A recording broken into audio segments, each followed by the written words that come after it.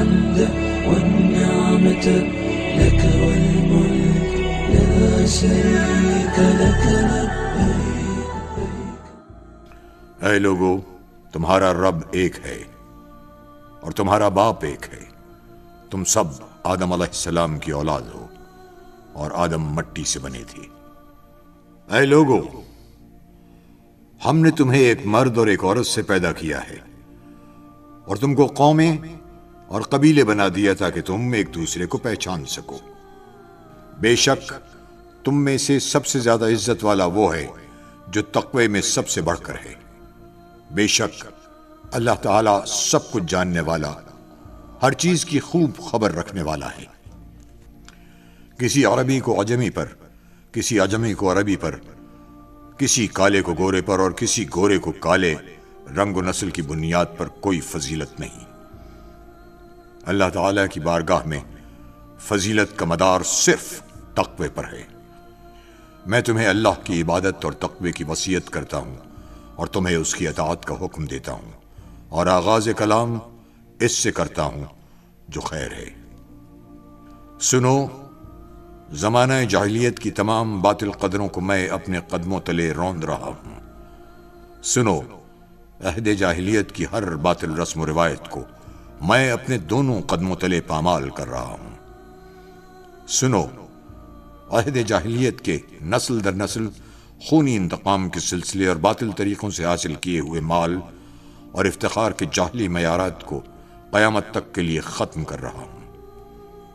بے شک عہد جاہلیت کے تمام عہدے اور منصب ختم کیے جا رہے ہیں، صرف بیت اللہ کی خدمت و نگرانی اور حاجیوں کو پانی پلانے کا منصب باقی رہے گا۔ قتل عمد کے لیے قصاص ہے، اور قتل شبہ عمد یعنی لاٹھی یا پتھر کی ضرب سے کسی کی موت واقع ہو جائے تو اس کی دیت 100 اونٹ ہے۔ جو اس سے زیادہ کا مطالبہ کرے تو یہ عہد جاہلیت کے اثرات کا نتیجہ ہے۔ آج میں تمام سودی مطالبات ختم کیے جا رہا ہوں، لیکن اصل زر کی ادائیگی لازم ہوگی تاکہ نہ مقروض پر ظلم ہو اور نہ قرض خواہ کا حق مارا جائے۔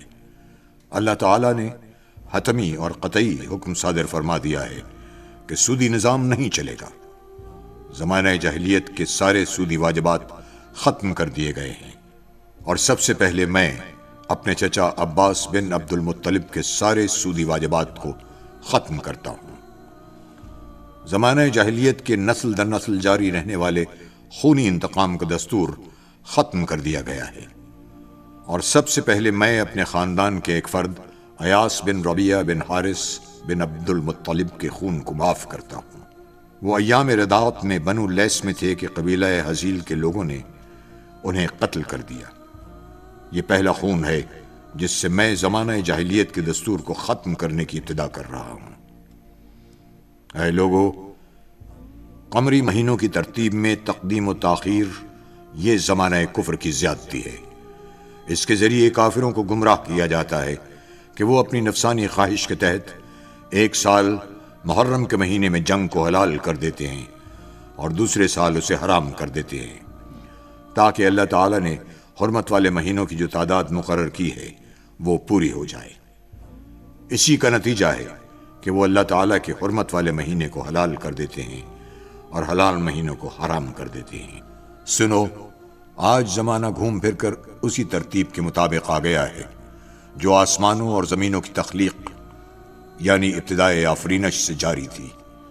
اللہ تعالیٰ نے اپنے تکونی نظام میں مہینوں کی تعداد 12 مقرر فرمائی ہے۔ ان میں سے 4 حرمت والے ہیں۔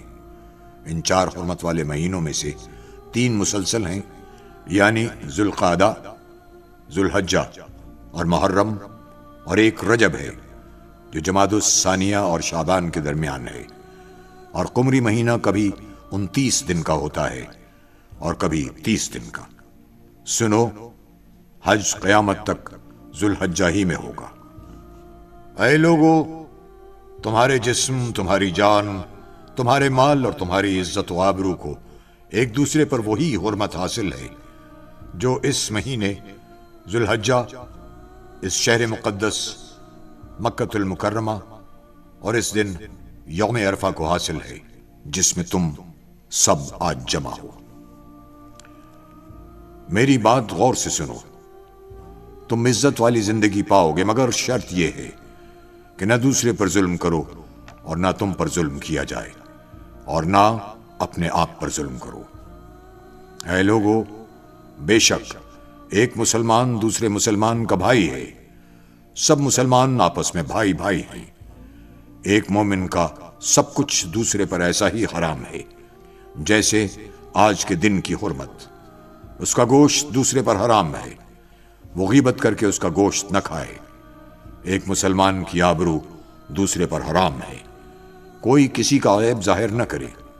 ایک مسلمان کا چہرہ دوسرے پر حرام ہے، کوئی کسی کو تھپڑ نہ مارے، کوئی کسی کو ایذا نہ پہنچائے، کوئی کسی کو ایذا پہنچانے کے لیے دھکا نہ دے۔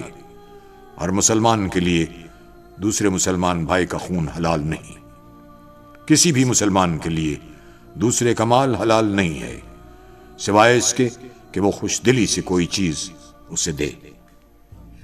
میں تمہیں بتاتا ہوں کہ حقیقی مسلمان کون ہے۔ حقیقی مسلمان وہ ہے جس کی دست درازی اور زبان کی اذیت سے دوسرا مسلمان محفوظ رہے۔ حقیقی مومن وہ ہے جس سے لوگوں کی جان و مال محفوظ رہے۔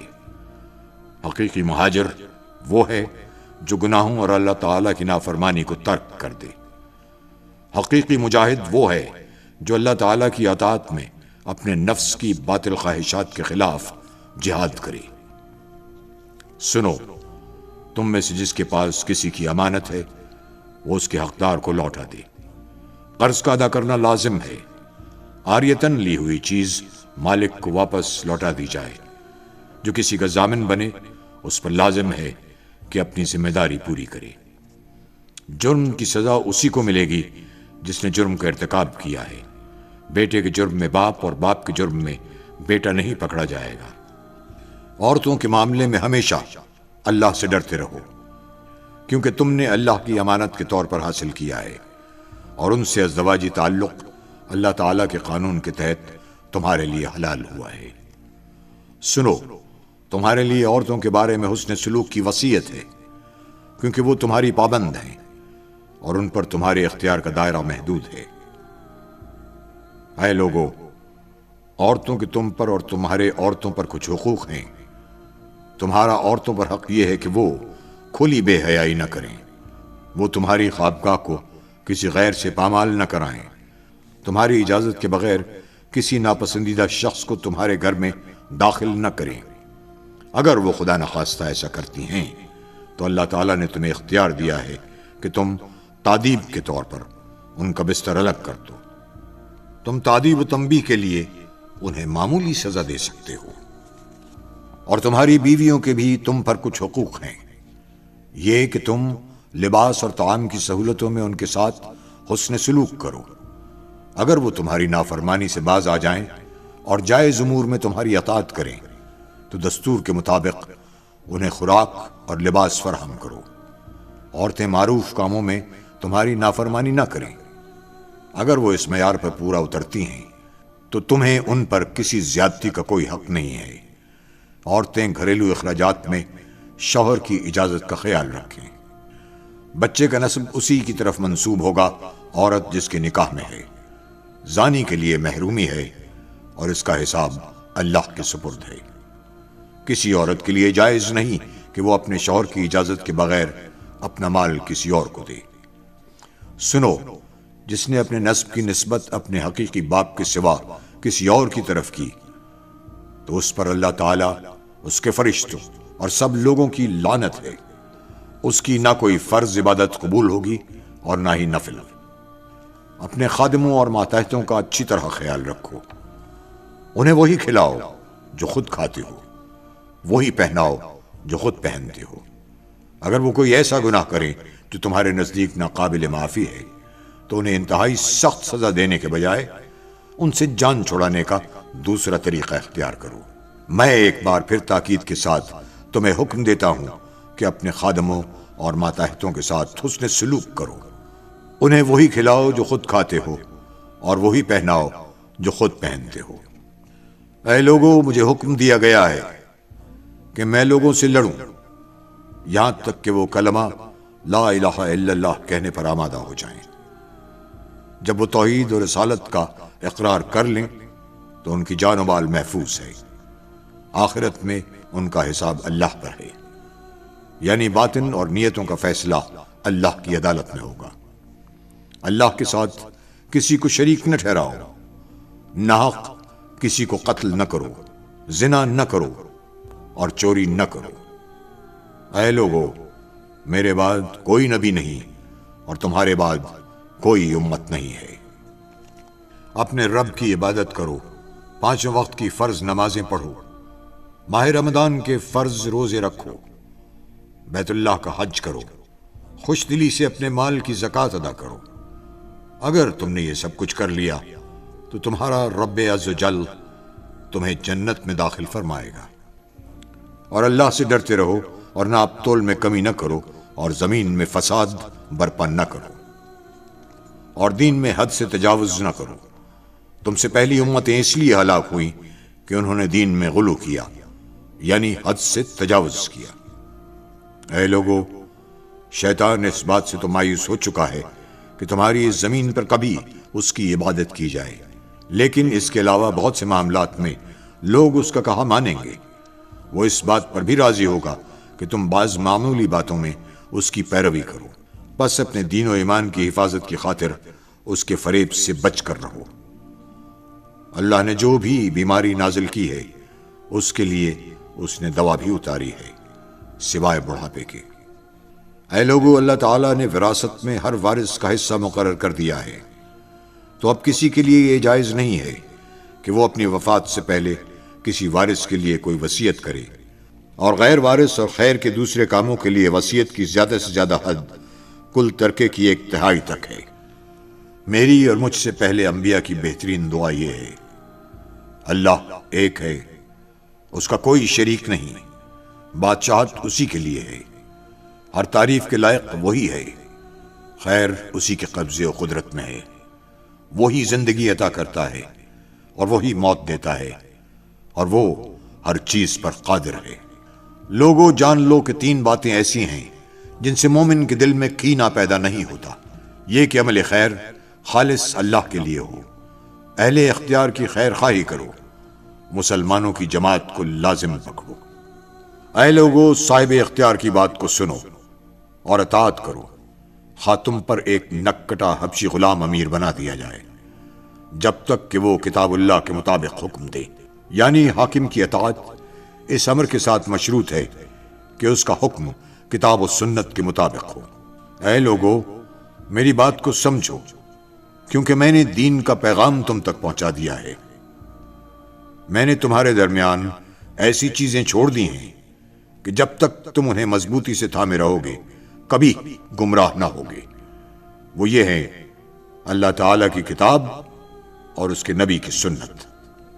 سنو، ہر نبی کی دعوت گزر چکی، مگر میری دعوت یعنی شریعت مصطفی قیامت تک جاری رہے گی۔ اے لوگو، میری بات غور سے سنو اور سمجھو، شاید اس سال کے بعد اس مقام پر میری تم سے ملاقات نہ ہو سکے۔ اے لوگو، خاموش رہو، شاید تم مجھے اس سال کے بعد یہاں نہ دیکھ سکو۔ میری بات غور سے سنو، میں تمہارے سامنے وضاحت سے بیان کر رہا ہوں، شاید اس سال کے بعد میری تم سے ملاقات نہ ہو سکے۔ مجھ سے مناسک حج اچھی طرح سمجھ لو، شاید میں اس سال کے بعد حج نہ کر سکوں۔ اے لوگو، علم حاصل کرو اس سے پہلے کہ علم اٹھا لیا جائے۔ آپ صلی اللہ علیہ وسلم نے 3 مرتبہ تکرار کے ساتھ فرمایا، علم کا اٹھانا اس طرح ہوگا کہ علماء حق اٹھا لیے جائیں گے۔ میں تم سے پہلے حوض پر موجود ہوں گا، میں تمہاری کثرت تعداد پر دوسری امتوں پر فخر کروں گا، تو میری رسوائی کا سبب نہ بننا۔ خبردار، میرے بعد کہیں کافر نہ ہو جانا کہ ایک دوسرے کی گردنیں مارنے لگو اور تم عنقریب اپنے رب سے ملاقات کرو گے۔ پس جو شخص دنیا میں رہتے ہوئے آخرت کو اپنے پیش نظر رکھے گا تو اللہ تعالیٰ اسے قوت ایمانی عطا کرے گا، اسے اسی دنیا میں تونگری اور بے نیازی عطا کرے گا، اور دنیا اس کے قدموں میں سرنگوں ہوگی۔ جس کا نصب العین یہی دنیا ہوگی تو اللہ تعالیٰ اس کی طاقت کو منتشر فرما دے گا، اور وہ اپنی آنکھوں کے سامنے فقر کو دیکھے گا، اور دنیا سے اس کے لیے جو حصہ لکھا جا چکا ہے وہ اسے مل کر رہے گا۔ سنو، تم نے مجھے براہ راست دیکھ لیا اور سن لیا، اور تم سے میرے بارے میں پوچھا جائے گا۔ بس جس نے مجھ پر جھوٹ باندھا تو وہ اپنا ٹھکانہ جہنم کو بنا لے۔ سنو، جو یہاں پر موجود ہیں وہ اس پیغام حق کو ان تک پہنچا دیں جو یہاں موجود نہیں ہیں۔ ممکن ہے کہ وہ لوگ جو یہاں پر موجود نہیں ہیں وہ اس پیغام کی حفاظت براہ راست سننے والوں سے بھی زیادہ کریں۔ سنو، قریب والا اس پیغام کو دور والے تک پہنچا دے۔ پھر آپ صلی اللہ علیہ وآلہ وسلم نے حاضرین سے مخاطب ہو کر دریافت کیا، لوگو، کیا میں نے اللہ تعالیٰ کا پیغام تم تک پہنچا نہیں دیا؟ یہ سوال آپ نے 3 بار فرمایا تو تمام صحابہ کرام نے یک زبان ہو کر اقرار کیا کہ آپ نے یقیناً یہ پیغام ہم تک پہنچا دیا ہے۔ پھر رسول اللہ صلی اللہ علیہ وآلہ وسلم نے 3 مرتبہ فرمایا، اے اللہ تو گواہ رہنا، اے اللہ تو گواہ رہنا، اے اللہ تو گواہ رہنا کہ تیرے یہ بندے برملا شہادت دے رہے ہیں کہ میں نے تبلیغ دین کا حق ادا کر دیا۔